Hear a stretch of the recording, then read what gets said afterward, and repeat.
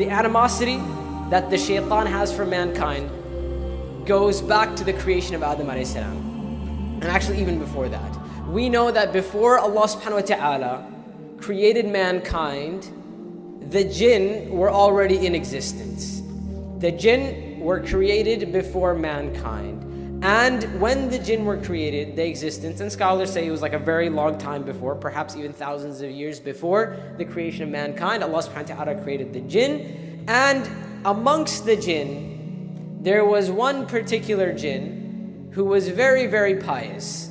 And his piety reached such a high level that Allah subhanahu wa ta'ala raised him up to come live with the angels and worship Allah subhanahu wa ta'ala with the angels. And our belief as Muslims is that the shaitan, that the devil, that Satan, that Iblis wasn't an angel. This comes from Christian theology. Our belief, as Allah subhanahu wa ta'ala says, kana min al-jinn, he was one of the jinn. Iblis was from the jinn. So Allah raised this one jinn, Iblis, the shaitan, to come live with the angels. And now for thousands upon thousands and thousands of years, Iblis worships Allah and is considered amongst the most pious amongst all of the jinn. And he remained like that for a very long time. Until Allah subhanahu wa ta'ala created the body of Adam alayhi salam. And we know Allah subhanahu wa ta'ala took clay from different parts of the earth and created the body of Adam alayhi salam. But initially, life was not blown into the body of Adam alayhi salam. So it was just the body. And Iblis now, he witnesses this. He sees that Allah has created this new creation. And actually even the angels, they remarked. They said, أَتَجْعَلُ فِيهَا مَنْ يُفْسِدُ فِيهَا وَيَسْفِكُ الدِّمَاءِ. They said to Allah subhanahu wa ta'ala in the Surah Al-Baqarah, they say, will you place therein, meaning upon earth, a creation that will cause corruption and spill blood? Now, according to most of the scholars of tafsir, what they're talking about here are the jinn. What they're saying here is that Allah subhanahu wa ta'ala created a creation similar to mankind, the jinn, meaning similar in the sense that they were given free will. And what did they do? The majority of them, they caused corruption and they spilled blood. By the way, side note, some scholars say that this ayah doesn't necessarily refer to the jinn, right? We know that there is very possible that there were creations there are creations other than the creation of mankind, right? So for example, the whole issue of dinosaurs, it's always like this controversial thing. There's no controversy in Islam. We believe Adam alayhi salam was the first amongst the creation of mankind, but does that mean there weren't any creation of Allah subhanahu wa ta'ala upon earth before that? No, it doesn't mean that. Right? And some scholars, and this is some of the modern day scholars, they hold this opinion as well, that it is possible that when the angels said that will you create or will you place a creation therein that will cause corruption and spill blood, it's not necessary that they're referring to the jinn. It's possible that they could be referring to a creation which is, and I'm about to blow your mind right now, okay? It's possible that they're a creation which was similar to mankind but was not mankind. So perhaps they looked like, they were similar in their appearance to mankind, but they weren't mankind. So for us as Muslims, it is possible that before Adam alayhi salam was created, there was a creation that was similar to mankind, even in their form, but they weren't mankind. Yes, Adam alayhi salam, without a doubt, I want to clarify this, don't misquote me on this. Yes, without a doubt, Adam alayhi salam is the first creation amongst mankind, but it is possible that there was a creation similar to mankind before that creation. Allahu ta'ala a'lam, right? Anyway, Allah subhanahu wa ta'ala creates Adam alayhi salam. And now Iblis looks upon Adam and he's starting to wonder now, why? Why would Allah create this other creation? For thousands of years, Iblis looks at himself as the best. How? In his mind, he thinks to himself, there are two main creations of Allah subhanahu wa ta'ala. There are the angels and there's the jinn. He thinks to himself, as for the angels, there's no comparison between me and them because they don't have free will. So whatever goodness they do, that's how Allah created them. So there's no comparison between me and the angels. Then there's me and the jinn. And amongst the jinn, I'm the best. In other words, I'm the best of the best. right? There's no other creation Allah has not created another creation that is as good as me. Now imagine living upon that for thousands upon thousands upon thousands of years. You know, there's celebrities who get popular, and after just like a couple years, they feel like super entitled, right? Just a couple years, they're in the spotlight, they get a lot of attention, everyone loves them and all that kind of stuff, and then they begin to feel entitled in just a couple years. Imagine living for thousands upon thousands upon thousands of years where you're just like the best of the best. And all of a sudden, Allah creates a new creation, and now Iblis begins to think, what if he turns out to be better than me? And so now he's looking at Adam, and some narration of the Prophet mentioned that he starts to go around Adam alayhi salam, like he goes around and around, he goes through him, and he's constantly like observing him. And so Iblis actually becomes obsessed with Adam alayhi salam. He cannot deal with the fact that his title may be taken. And this festers for a while, these feelings of jealousy and envy. And actually the proper way of describing this is actually hasad.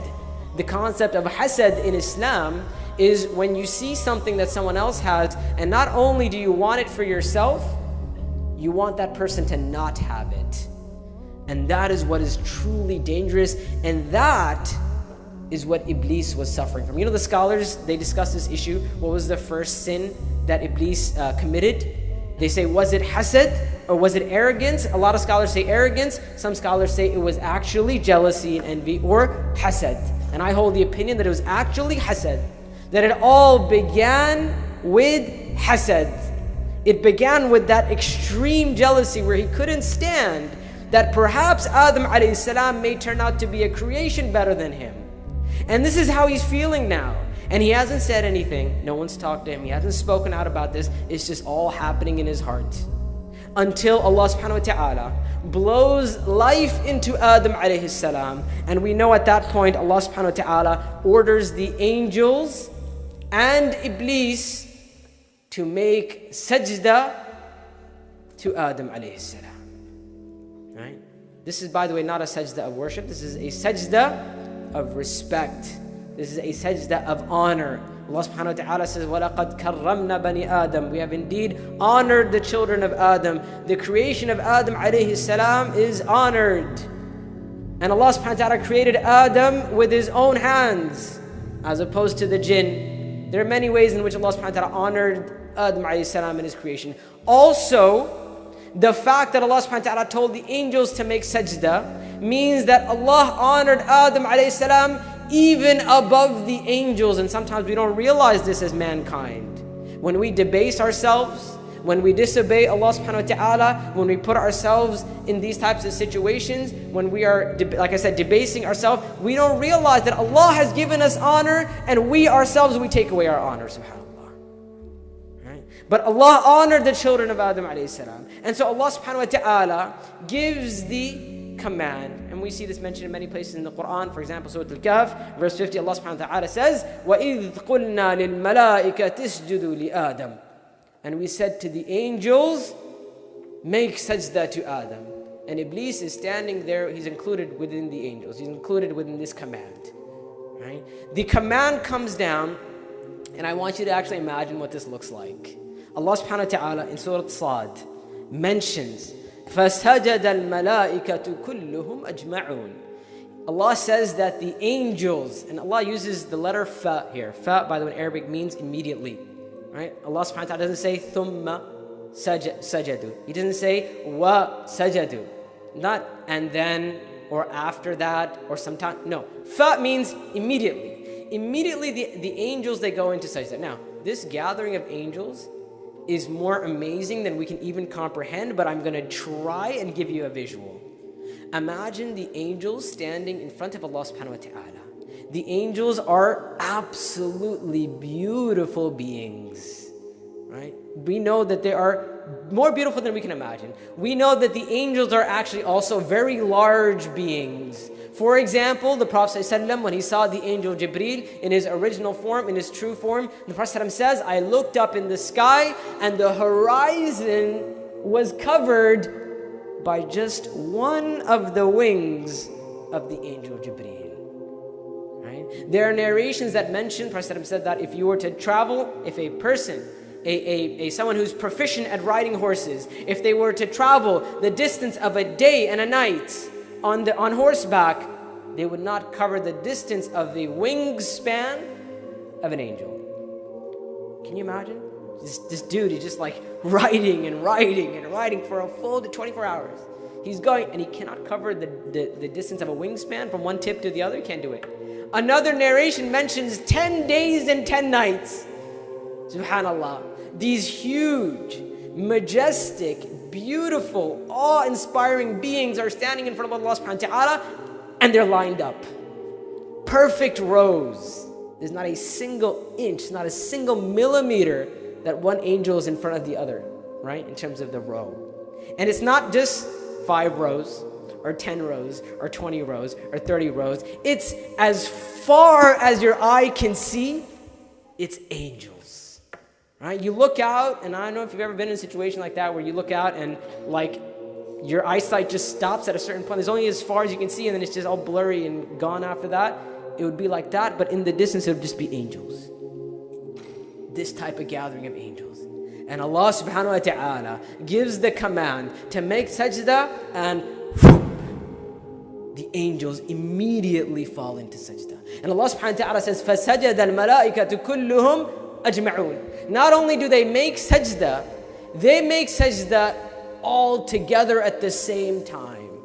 In that beautiful scene, and in that harmony, everyone has fallen into sajda. Allah subhanahu wa ta'ala says, إِلَّا Iblis, except for Iblis. He's the only one left standing. Imagine how strange that would look. Everyone falls into sajda, and there's one dude who is left standing. How odd would that look? Allah subhanahu wa ta'ala says, istakbar. He became arrogant. وَكَانَ مِنَ الْكَافِرِينَ. He became arrogant, and he became amongst the disbelievers at that time. And now he is asked by Allah subhanahu wa ta'ala, قَالَ مَا مَنْعَكَ أَن تَسْجُدَ لِمَا خَلَقْتُ بِيَدَيْ. Or in another verse, قَالَ مَا مَنْعَكَ أَلَّا تَسْجُدَ إِذْ أَمَرْتُكَ. What has stopped you from making sajda when I've commanded you to do so? And we hear the excuse of Iblis. قَالَ أَنَا خَيْرٌ مِّنْ. He says, I am better than him. He said, you created me from fire, and you created him from clay. So a couple things here. Number one, Iblis was the first person to use his own reasoning to reject a commandment from Allah subhanahu wa ta'ala. Number two, Iblis was actually the first racist. He was the first, the shaitan was the first racist. He was the first person to look at his creation and look at his physical attributes and say, because of the way I was created, I am better than this person. Right? He said, because I've been created from fire, I am better than Adam alayhi salam. He's been created from clay. In actuality, we as Muslims, we know that the principle is إِنَّ أَكْرَمَكُمْ عِنْدَ اللَّهِ أَتْقَاكُمْ. That the most noble amongst you are who? The Arab, the Americans, Pakistanis, the Egyptians. Who's the most noble amongst mankind? Who? Who is it? What gives you nobility? Taqwa. Inna akramakum indallahi atqakum. The most noble amongst you are those who have the most taqwa. And you know what? That is fair. Because taqwa can be attained by anyone, regardless of the color of your skin, regardless of your background, regardless of your gender, regardless of where you're from, regardless of your economic status. None of it matters, because taqwa is an even playing field. And so Allah says, don't think anything but your taqwa, your piety raises you up in status. Iblis didn't understand this. He was the first person to reject the commandment of Allah subhanahu wa ta'ala.